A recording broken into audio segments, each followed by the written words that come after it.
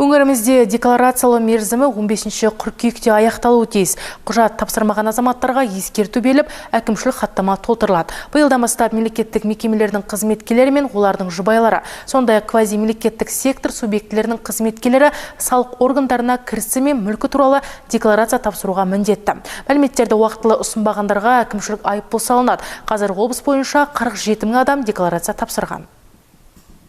2021 жылдан бастап еліміз жаппай декларациялауға көшкен болатын. Бұл жаппай декларациялауды кезең-кезеңімен қарастырылған. Бірінші кезеңде 21 жылдан бастап барлық мемлекеттік қызметкерлер және олардың жолдастары табыстады.